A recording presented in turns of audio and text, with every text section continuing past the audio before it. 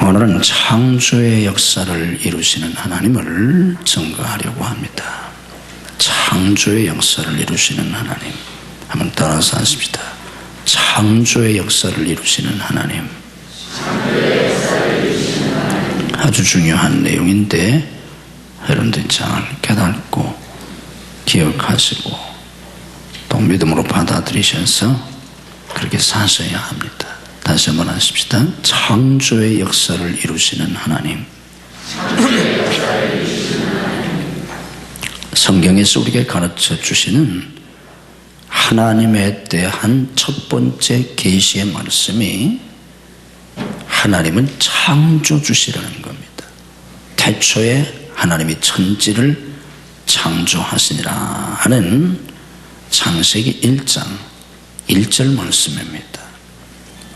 이 창조의 계시의 말씀을 통해서 하나님이 우리에게 가르쳐 주시는 건 하나님은 창조주시다.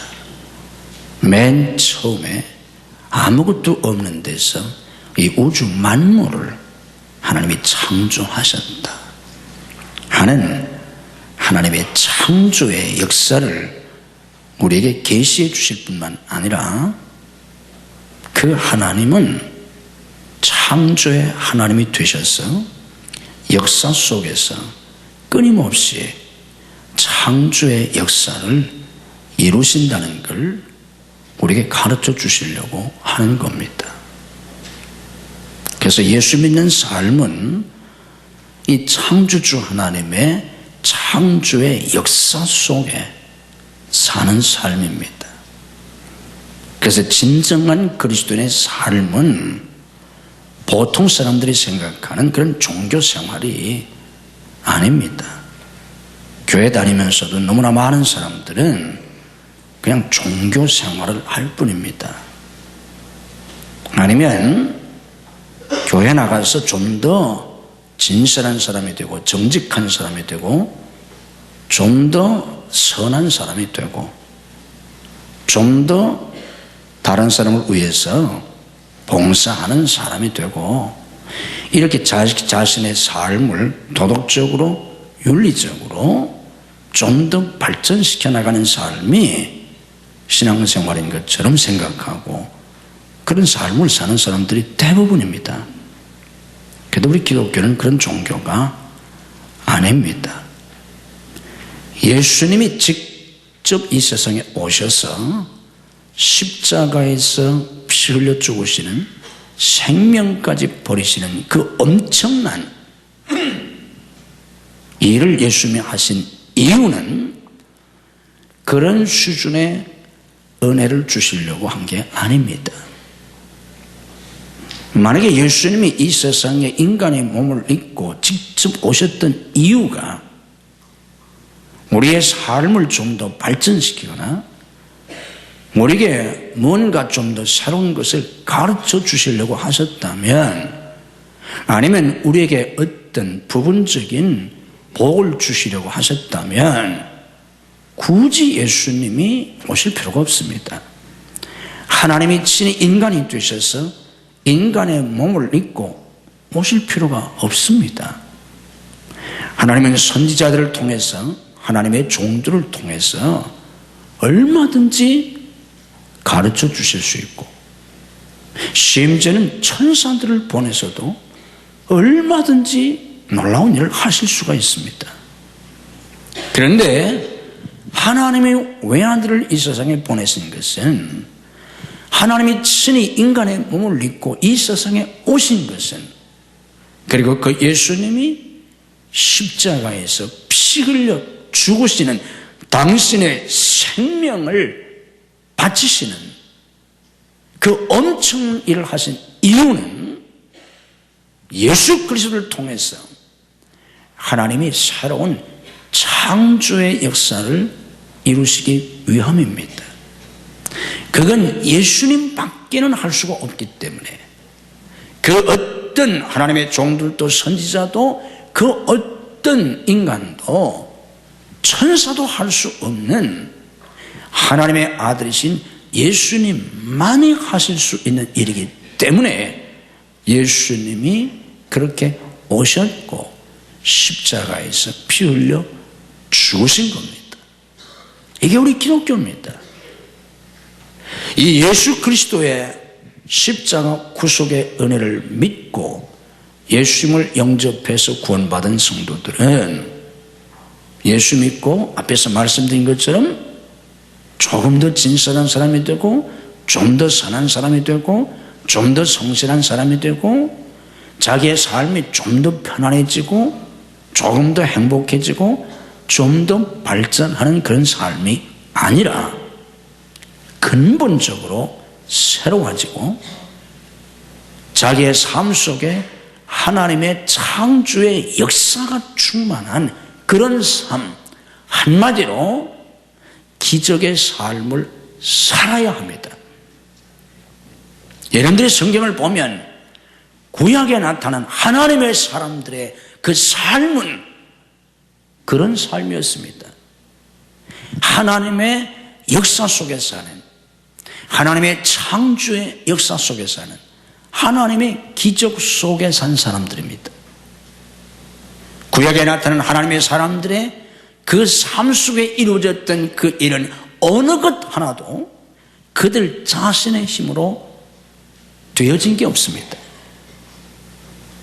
대표적인 모세의 삶을 보면 모세가 이스라엘 백성들을 출애굽시킬 때 애굽에 있었던 그 모든 역사는 그 어느 것 하나 모세의 역사가 아닙니다. 모세가 무슨 재주로 나일강을 피로 변하게 합니까? 모세가 무슨 재주로 홍해를 가릅니까? 모세가 무슨 재주로 하늘에서 만나를 내리게 합니까? 아닙니다. 전적으로 100% 하나님의 역사였습니다. 호렙산에서 하나님을 만난 다음 모세의 삶은 죽을 때까지 이런 하나님의 역사 속에 살았습니다. 다른 모든 하나님의 사람들 마찬가지입니다. 신약에 와서 보면 초대교회 사도들의 삶, 사도행전에 나타난 그 사도들의 역사는 오순절 이후에 전적인 성령의 역사였습니다. 그래서 사도행전은 사도들이 행한 기록이지만 내용적으로는 성령 행전이라고 합니다. 성령께서 하신 역사입니다. 이게 기독교입니다. 그런데 오늘 불행하게도 많은 그리스도인들이 교회를 다니지만 종교 생활을 하는 것뿐입니다. 아니면 도덕적이고 윤리적인 생활, 그걸 살기 위해서 애쓰든지, 아니면 기독교 사상을 가지고 사상적이고 철학적인 신앙생활을 하는 사람들이 너무 많습니다. 그런 삶을 살기 때문에 창조주 하나님을 믿고 살지만 자신들의 삶 속에서는 그런 역사가 나타나지 않습니다. 오늘 말씀을 통해서 깨닫고 여러분 속에 하나님의 창조의 역사가 충만한, 창조의 역사 속에 사는 진정한 그리스도인들이 되시기를 주님의 이름으로 축복합니다. 우리에게 끊임없는 하나님의 창조의 역사가 필요합니다. 왜 그렇습니까? 우리 기독교는 거듭남의 종교입니다. 우리가 예수 믿고 구원받는다는 것은 우리가 도덕적으로 윤리적으로 생활면에서 조금 발전한다는 뜻이 아닙니다. 물론 교회 나오고 기도하고 말씀도 듣고 노력을 하다 보면 그런 면에서 좀 발전할 수 있을 겁니다. 그러나 기독교는 그런 종교가 아닙니다. 예수님이 이 세상에 오신 건 우리에게 겨우 그런 걸 주시려고 오신 게 아닙니다. 예수님이 이 세상에 오셔서 십자가에서 생명까지 버리신 것은 예수 믿는 사람들을 새 생명으로 다시 태어나게 하시려고 하신 겁니다. 그래서 예수님은 분명하게 요한복음 10장 10절에서 말씀하셨습니다. 내가 온 것은 양으로 생명을 얻게 하려고 오셨다고 하셨습니다. 예수님은 우리에게 무엇을 가르쳐 주시기 위해서 오신 분이 아닙니다. 예수님은 우리에게 어떤 부분적인 복을 주시기 위해서 오신 분이 아닙니다.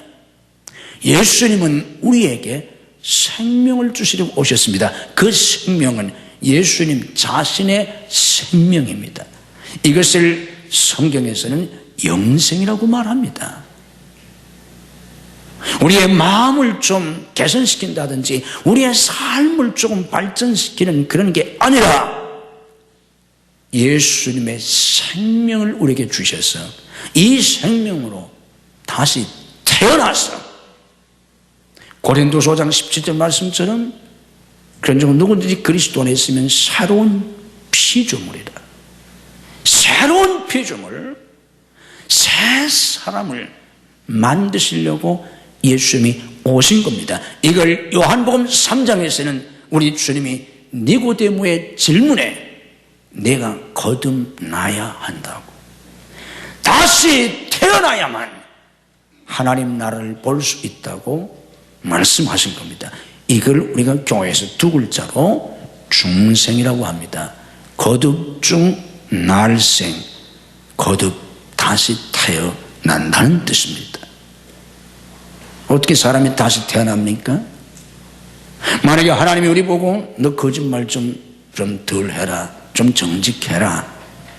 예, 제가 좀 더 정직하려고 노력하겠습니다. 너 좀 더 열심히 살아라. 그렇게 살아서 되겠냐? 예, 제가 좀 열심히 살겠습니다. 너 공부 열심히 해라. 너 직장생활 좀 열심히 해라. 너 사업 좀 열심히 해라. 너 화 좀 덜 내라. 예, 제가 그렇게 하겠습니다. 너 너만 생각하고 살면 되겠냐? 좀 불쌍한 사람도 생각하고 유튜브 생각해라 임마. 그러면 예, 제가 그렇게 하겠습니다. 그런데 너는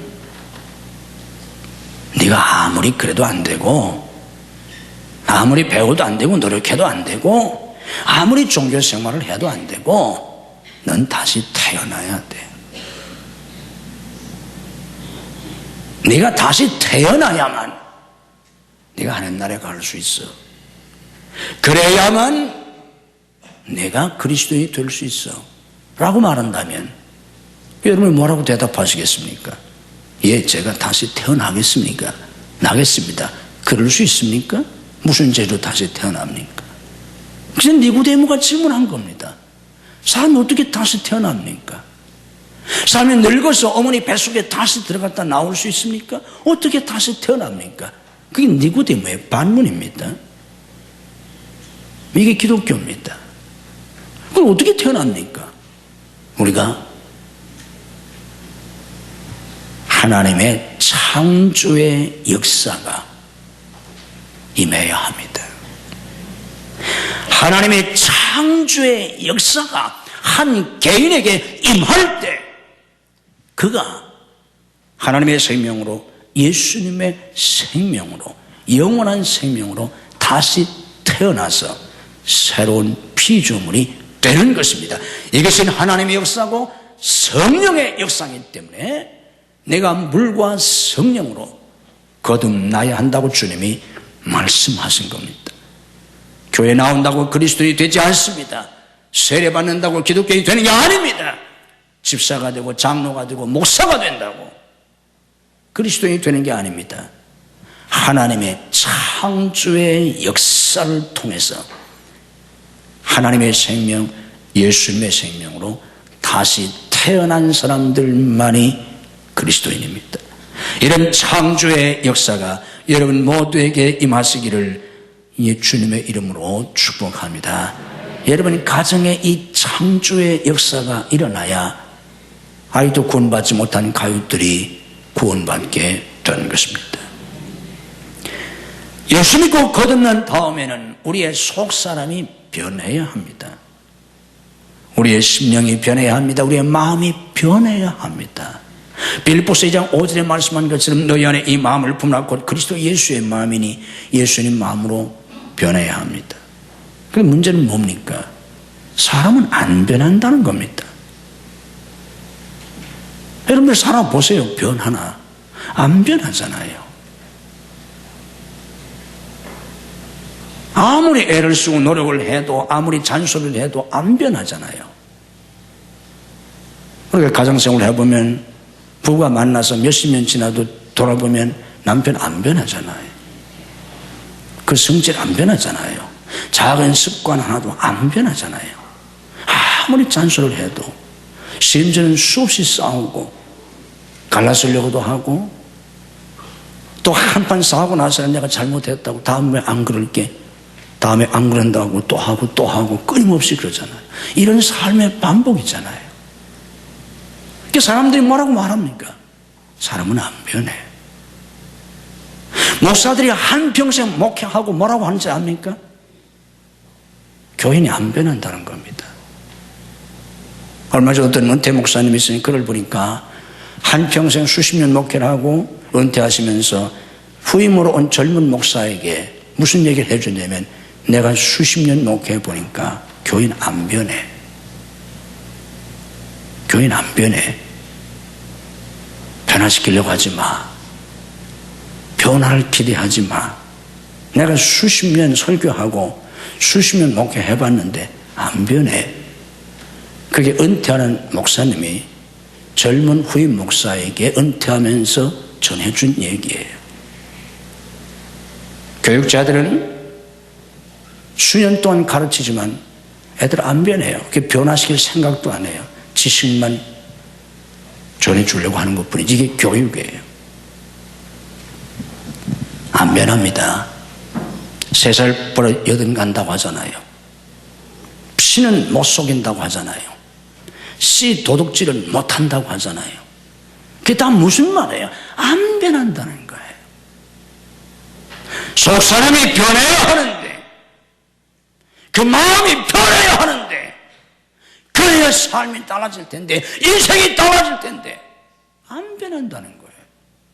한평생 교회 다녀도 안 변한다는 거예요. 부모가 그렇게 잔소리 하는데 애들 안 변한다는 거예요.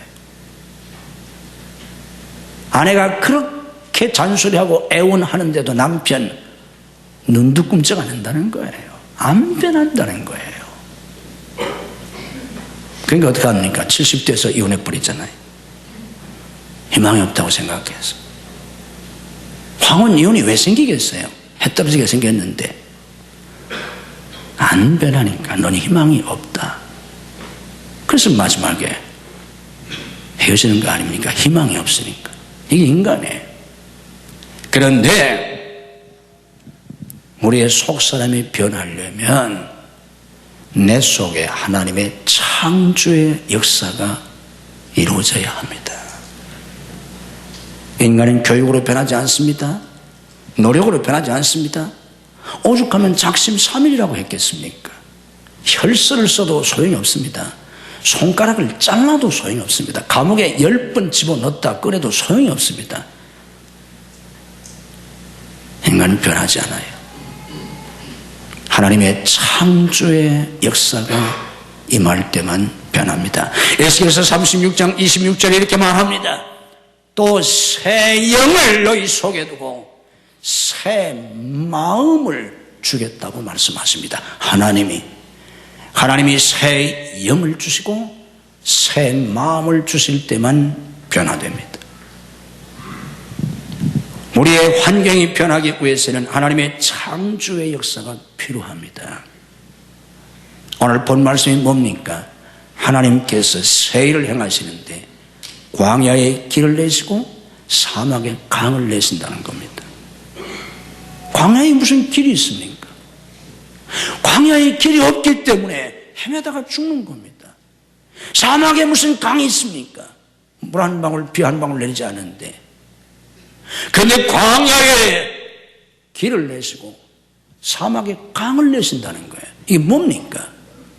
내 환경 속에 하나님이 창조의 역사를 이루시겠다는 겁니다. 내 환경 속에 하나님의 창조의 역사가 이루어질 때 광야에 길이 생긴다는 겁니다. 우리가 왜 성공하지 못합니까? 왜 발전하지 못합니까? 길이 없잖아요. 길이 안 보이잖아요. 길만 보이면 가면 되잖아요. 길만 있으면 다 성공할 수 있잖아요. 길이 없기 때문에.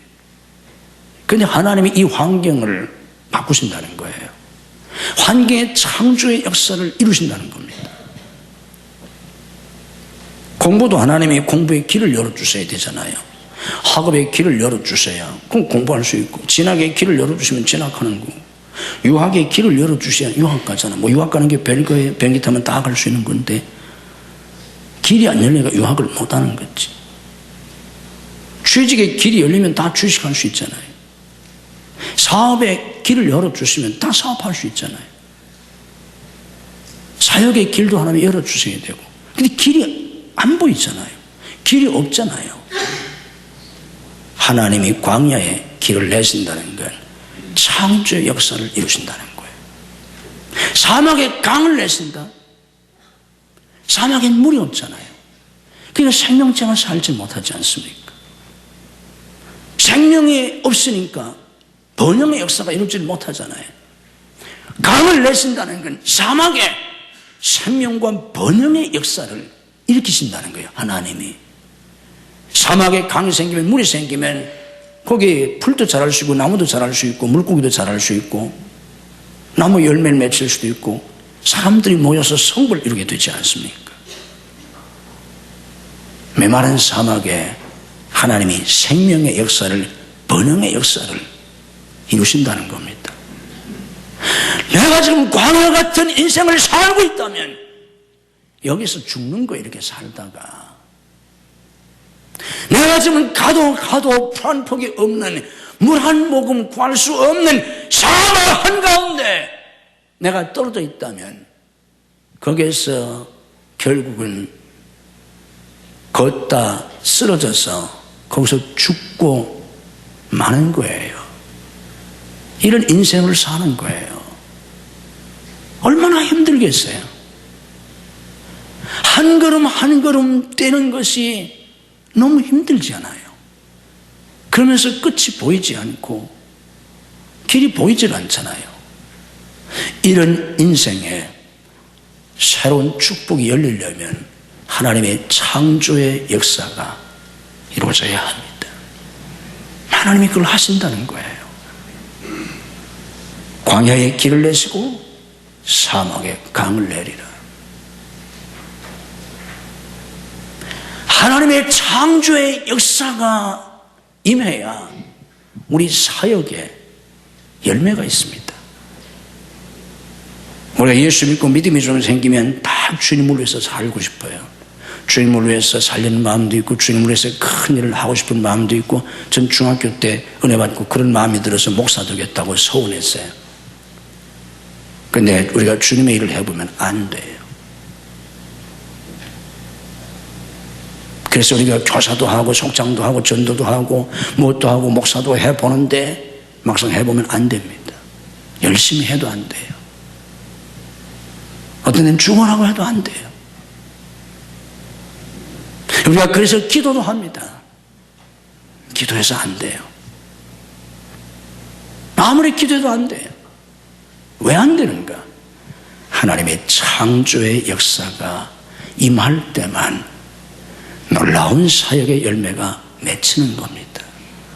오순절 성령 받은 베드로가 나가서 한번 설교할 때 3,000명이 회개하고 돌아오는 놀라운 역사가 이루어졌어요. 이게 어떻게 베드로가 한 일이겠어요? 베드로가 무슨 재주로 이런 일을 합니까? 사도들이 나가서 복음을 전할 때 귀신이 쫓겨나고 죽은 자가 살아나고 병자들이 치유되고 놀라운 역사가 이루어져요. 그게 어떻게 사도들이 한 일입니까? 성령의 역사일 뿐이에요. 그래서 하나님의 창조의 역사가 내 사역 속에 나타날 때만 비로소 교사가 되건 속장이 되건 전도인이 되건 봉사자가 되든 목사가 되든 우리 사역에 열매를 맺게 됩니다. 아멘.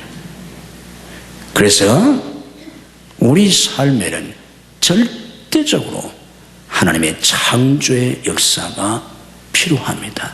하나님의 창조의 역사가 있을 때만 새 생명을 얻어 새 사람이 되고 우리의 속사람이 변하고 우리 환경이 변하고 우리 삶이 변하고 우리 사역에 풍성한 열매를 거두게 되는 놀라운 축복의 삶을 살게 되는 것입니다.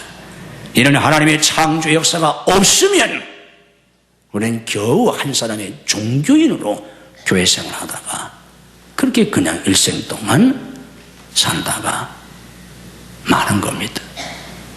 하나님의 창조의 역사 속에 사는, 날마다 하나님의 기적 속에 사는 복된 성도들이 되시기를 주님의 이름으로 축복합니다. 자, 그러면 이런 하나님의 창조의 역사는 어떻게 이루어지나? 왜 우리는 창조주 하나님을 믿고 살면서 왜 이런 하나님의 창조의 역사 속에 살지를 못하나? 지금부터 제가 하는 얘기를 잘 들으셔야 합니다. 그리고 깨달아야 합니다. 지금부터 제가 하는 말씀을 잘 듣고 깨닫지 못하면 여러분들 아무리 예수 믿어도 소용이 없어요. 아무리 집사 되고 권사 되고 장로 되고 저처럼 목사 돼도 소용이 없어요. 잘 깨달으세요. 하나님의 창조의 역사 속에 사는 그런 그리스도인이 되려면 어떻게 해야 되나? 무엇 때문에 우리는 안 되나? 중요한 핵심적인 요소는 이런 겁니다. 첫째는 창조주 하나님을 믿어야 돼요. 내가 창조주 하나님을 믿지 않는 한 이런 축복 속에 살 수가 없어요. 여러분, 내가 창조주 하나님을 믿는다는 게 간단한 게 아니에요. 왜냐고 하면 우리가 믿는 신앙을 가장 요약해서 정리해서 초대교회 때부터 내려온 신앙이 뭐냐면 그게 사도신경이라는 거예요. 그 사도신경의 첫 번째 내용이 뭐냐고 하면 창조주 하나님을 믿는다는 거예요.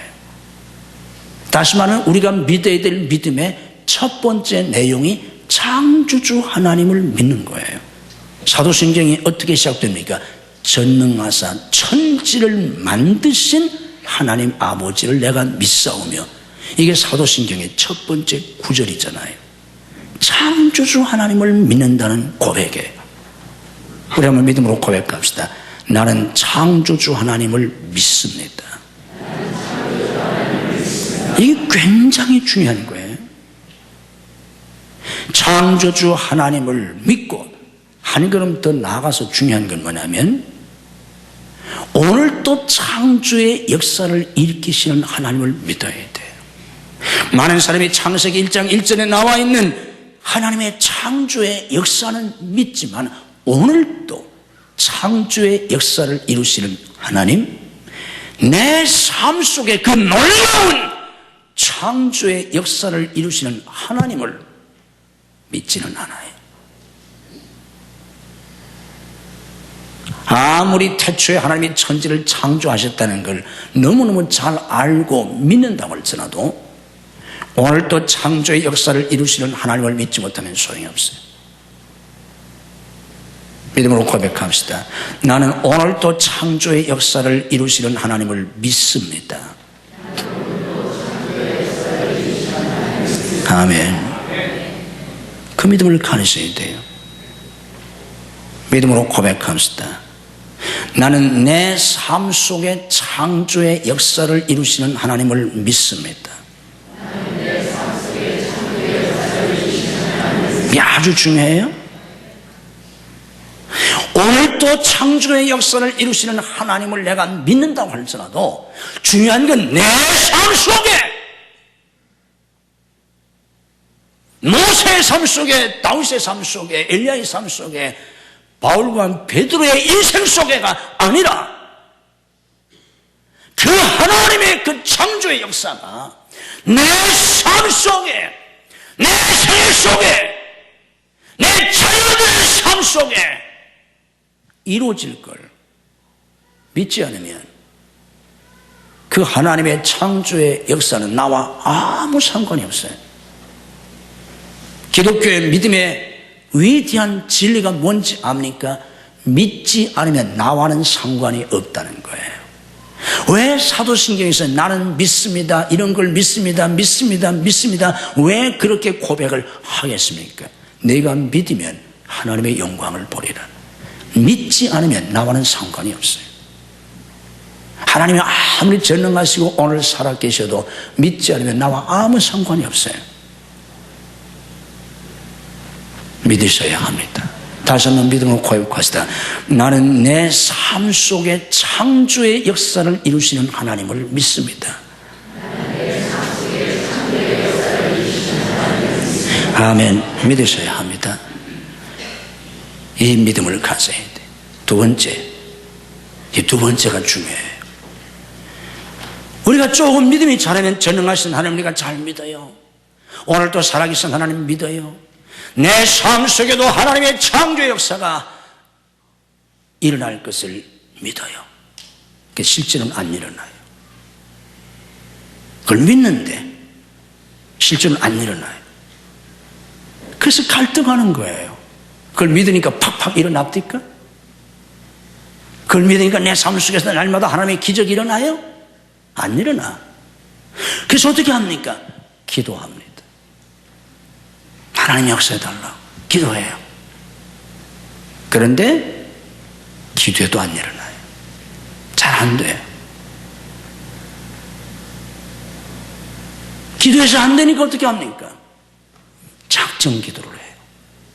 생전 기도하지 않던 사람이 작정 기도하고 21일 작정하기도 하고 40일 작정도 하고 100일 작정도 하고 작정 기도를 하는데 작정 기도를 하니까 되기도 하지만 안 되는 게 더 많아요.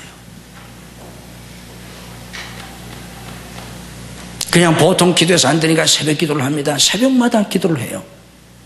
새벽마다 기도를 하니까 하나님이 주시는 은혜가 없는 건 아니지만 풍성한 창조의 역사가 이루어지진 않아요. 그냥 새벽 가지고 안 되니까 저녁에 나와서 철야 기도해요. 작정도 하고. 또 그냥 밥 먹으면서 기도만 안 되니까 금식하면서 기도도 해요. 혼자 기도해가지고 잘 안 되니까 중보 기도를 요청하고 그룹을 이루어서 때를 이루어서 기도를 해요. 그럼 하나님의 응답해 주시는 것도 있지만 많은 경우는 응답이 안 돼요. 갈등합니다. 왜 안 되나? 속으로 갈등해요. 이런 갈등이 없는 사람은 생각도 없이 교회 다니는 사람이에요. 그냥 교회 다니는 거 아예 처음부터 대충 처음부터 신앙생활 제대로 해볼 생각도 없고 말씀대로 살 생각도 없고 정말 하나님의 역사 속에 살 생각도 없는 사람들이랑 갈등이 없지, 정말 내가 하나님 말씀대로 살고 하나님의 역사 속에 살려는 진지한 마음을 가진 사람은 신앙생활하면서 심각한 갈등을 갖게 돼요. 심각한 고민을 하게 돼요. 이게 신앙생활이에요. 만약에 여러분들이 지금 살아가면서 내가 주님을 사랑하기도 하고 믿기도 하고 열심히 기도 생활도 하고 나름대로 봉사도 하고 헌금도 하고 뭣도 하고 하는데 마음의 갈등을 가지고 있다면, 그리고 그 갈등이 어제 오늘의 일이 아니라 수십 년 될 수도 있고 수년이 될 수도 있다면 그게 정상이에요. 당신 무언가 될 가능성이 있어요. 그런데 그런 갈등과 고민조차도 없는 사람은 죽은 사람이에요. 당신은 아예 전혀 희망이 없는 사람이에요. 그렇게 살다가 죽을 거예요. 오늘 예수를 믿고 거듭나지 아니하면, 오늘 예수 믿고 거듭나서 정말 하나님의 역사 속에 살려는 마음이 생기지 않는 한 그렇게 살다 한 종교인으로 죽을 거예요. 아마 대부분 지옥 갈 겁니다. 지옥 가라는 얘기가 아니에요. 사실을 얘기하는 거지. 우리가 정말 예수 믿고 구원받아서 예수를 영접하고 하나님 말씀대로 살고 하나님을 영화롭게 하고 하나님의 뜻을 이루고 하나님의 풍성한 복을 누리고 하나님의 사명을 감당하려는 삶을 살려고 하면 심각한 갈등에 빠지게 돼요. 고민하게 돼요. 하나님 앞에 몸부림을 치게 돼요. 울며 울며 기도하게 돼요. 가슴을 쥐어뜯고 하나님 앞에 통곡하게 돼요. 그래도 안 돼요. 안 돼요. 뭐가 문제인가? 여기에서 우리가 깨달아야 될 심각한 문제가 있어요. 이 문제를 넘었으면 가나안에 들어가는 것이고 하나님의 역사 속에 살 수 있는 것이고, 이 문제가 해결되지 않으면 죽을 때까지 광야 생활하다 죽습니다. 갈등 속에 살다가 죽어요. 되는 것 같지만 또 안 되고, 될 것 같지만 안 되고, 그렇게 살다 죽어요. 그 문제가 뭔가? 자, 정신을 차리고 잘 들으세요. 이 부분을 놓치면 아무 소용이 없어요. 그 부분이 뭐냐고 하면 자기를 부인해야 돼요. 자기를 부인하라. 내가 죽어야 돼요. 목매달아 죽으라는 말이 아니라 육의 사람이 죽어야 돼요. 육적 삶을 포기해야 돼요. 오늘 하나님 앞에 진지하게 생각해 보시기를 바랍니다. 내가 하나님의 창조의 역사 속에, 하나님의 기적 속에 사는 사람이 되기 위해서 오늘 하나님 앞에서 내 육적 삶을 포기할 마음이 진정 있는가? 우리가 육적 삶을 포기하라고 말할 때 많은 사람들이 오해를 해요. 그것은 곧 육신의 죄된 삶을 의미하는 줄 알아요.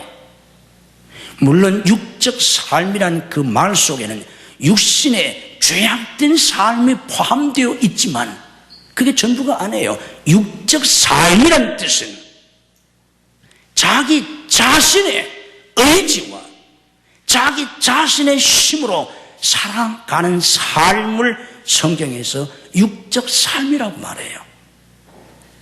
그것이 선한 목표를 가지고 하나님의 영광을 위해서, 하나님의 사명을 위해서 그렇게 산다고 할지라도 그것은 육적 삶이라는 거예요. 나 자신의 의지와 나 자신의 힘으로, 나 자신의 지혜와 능력과 수단과 방법으로 살아가는 그것을 육적 삶이라고 그래요. 그 삶을 포기하라는 거예요. 십자가에 못 박으라는 거예요. 오늘 새벽에도 말씀을 드렸지만 우리가 예수님을 영접해서 우리 심령에 모셔서 구원받은 다음에는 예수님이 우리 안에 계시는데, 우리가 예수님을 모셔드린 다음에는 내가 이제는 예수님 안에서 살아야 돼요.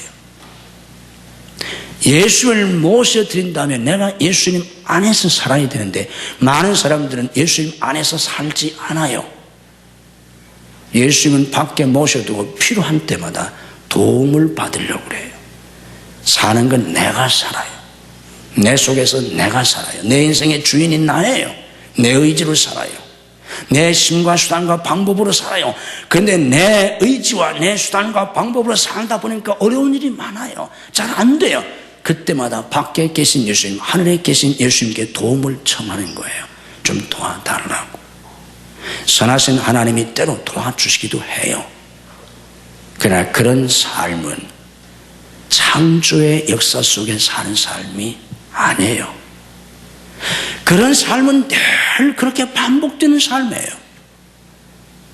나 자신을 포기하고 육적 삶을 포기하고 자아를 십자가에 못 박고, 갈라디아 2장 20절 말씀처럼 이제는 내가 죽고 예수님이 사시는 삶, 나 자신의 모든 것을 주님께 의탁하고 주님께 위임하고 주님께 또 넘겨드리고, 이제는 내가 사는 것이 아니라 주님이 나를 다스리시는 삶을 살아야 돼요. 성령을 받아서 성령의 은사와 능력으로 내가 무엇을 하려는 게 아니에요. 많은 사람이 성령을 사모해요. 성령 충만을 사모해요. 은사를 사모해요. 그래서 그 성령의 능력을 받아서 내가 무언가를 하려고 그래요. 우리가 성령을 사모하는 건 그래서가 아니에요. 내가 성령께 잡혀서 사는 거예요. 내가 성령을 통해서 무엇을 하기 위해서 성령이 필요한 게 아니라 성령께서 나를 마음대로 사용하시기 위해서 성령이 필요한 거예요. 내 삶이 바뀌어야 합니다. 이걸 육적 삶에서 벗어나서 영적 삶을 산다는 뜻이에요. 방언이나 하고 예언이나 하고 신령한 은사나 받은 이게 영적 삶이 아니라, 그런 거 아무리 받고 아무리 해도 사는 건 역시 육적으로 살아요. 자기 의지와 자기의 능력으로 사는 거예요. 자기 계획과 자기 뜻대로 자기 감정대로 사는 거예요. 그러면서 필요한 때마다 그런 걸 이용해 먹는 거예요. 그런 걸 써먹는 거예요. 그런 기도를 하는 거예요. 안 해요. 나를 버려야 돼. 자아 죽음의 강이 요단강이에요. 자아 죽음의 강, 육신의 죽음을 통해서 가나안 땅에 들어갈 수 있어요. 육적 삶이 죽어야 합니다. 오늘부터 여러분 스스로 내가 살아왔던 그 삶의 방식을 십자가에 못 박고 여러분의 삶의 모든 것을 주님께 넘겨드리세요. 은혜를 받아서 능력을 받아서 내가 무엇을 하겠다는 게 아니라 주님께 완전히 우리 자신을 위탁해야 돼. 넘겨드려야 돼요. 이제는 주님 마음대로 하시라. 이제 나는 죽고 내 속에서 주님이 사시라. 아멘. 저는 새벽에 아침에 눈을 뜨면 매일 그 기도를 해요. 오늘도 저는 죽고 주님이 사시는 하루가 되게 해달라고, 성령께서 저를 온전히 다스려 달라고 새벽에 눈을 뜨면 내가 새벽에 제일 먼저 하는 기도예요. 성령께서 나를 다스려 달라고, 내가 사는 것이 아니라 주님이 사시게 달라고. 그럴 때 이제 주님이 사세요. 내가 하는 게 아니라 주님이 하세요. 믿음으로 고백합시다. 주님이 하신다. 이론이 아니에요. 정말 주님이 하세요. 공부, 내가 공부하면서 잘 안 되니까 하나님이 도와달라는 거예요. 이게 아니에요. 주님이 공부하시는 거예요. 나를 통해서. 직장생활 내가 열심히 하면서 힘드니까 하나님 보고 가끔 도와달라는 거예요. 아니에요. 주님이 나와 함께 나를 통해서 직장생활 하시는 거예요. 내가 사업하다 안 되니까 하나님 도와달라고. 그래도 가끔 도와주시기도 해요. 하나님이 놔두면 죽을 것 같으니까. 그게 아니에요. 주님이 사업하시는 거예요. 그래서 어떤 사람들, 어떤 믿음의 사람들은 아예 거기다 써놨어요. 이 가게의 주인은 하나님이십니다. 뭐 주님이 경영하신다는 거예요. 내 사업이지만 내가 하는 게 아니라 주님이 하시는 사업이에요. 내가 하는 목회가 아니라 목사의 목회가 주님이 하시는 목회예요. 내가 설교를 잘 하려고 좀 도와달라는 게 아니라 제가 설교를, 목사가 설교를 잘하면 얼마나 잘하겠어요. 그게 잘해서 뭐가 어쨌다는 거예요. 소용없어요. 한 영혼도 구원할 수가 없어요. 주님이 목사의 입을 통해서 말씀하셔야 되는 거예요. 여러분의 힘으로는 들을 수도 없어요. 들으려고 해봐요. 그 듣지도 못하다. 어떤 눈도 못 뜨는데, 졸음도 이기지 못하는데 뭐 알아듣습니까? 주님이 듣게 하셔야 돼요. 여러분의 귀를 통해서 주님이 들으셔야 돼요. 주님이 설교자의 입을 통해서 말씀하시고 주님이 듣는 사람의 귀를 통해서 들으셔야 돼요. 주님이 하셔야 돼요. 우리가 하나님의 일도 그러하고 공부도 그렇고 직장생활도 사업도 가정주가 집에서 가사를 돌보는 것도 주님이 하셔야 돼요. 주님이 나를 도구로 사용하셔야 돼요. 아멘. 그럴 때 하나님의 창조의 역사가 나타나요. 그래서 이렇게 사는 사람들은 다 그런 고백을 해요. 하나님이 하셨다. 이게 빈말이 아니에요. 여러분은 이걸 빈말이라고 생각해요. 겸손이라고 생각해요. 이건 겸손이 아니에요. 사실이에요. 실체예요. 정말 주님이 하신 거예요. 아멘. 진짜 주님이 하신 거예요. 미술을 그린 사람이 그림을 그린 다음에 이게 주님이 그렸다고, 내가 그린 내 손을 통해서 주님이 그리셨다고. 그래서 그런 사람은 자기의 사인을 하지 않았어요. 작곡을 하고 나서 이 위대한 작곡을 내가 한 것이 아니기 때문에 작곡자가 그 이름을 거기에 기록하지 않았어요. 하나님이 하셨다고. 아니면 하나님께 영광이란 글귀를 써놨어요. 이 사람들이 이거 다 겸손해서 그런 게 아니에요. 물론 겸손해요. 그러나 겸손을 가장해서 그들이 그렇게 한 게 아니에요. 진짜 그렇게 하셨기 때문에 그렇게 하신 거예요. 이게 하나님의 역사 속에 사는 사람들이에요. 그런 삶을 사는 사람들에게는 하나님의 놀라운 창조의 역사가 나타납니다. 하나님이 하시니까. 아멘. 이런 삶 속에 사는 여러분들이 되시기를 주님의 이름으로 축복합니다. 말씀을 여기서 마치겠습니다. 오늘 말씀을 깨닫고 여러분이 진정한 믿음을 가지고 주님을 의지하고 주님께 맡기고 주님께서 여러분의 삶을 다스려 주셔서 상상할 수 없는 그런 하나님의 역사 속에 사는 여러분들이 되시기를 주님의 이름으로 축복합니다. 우리 찬양하면서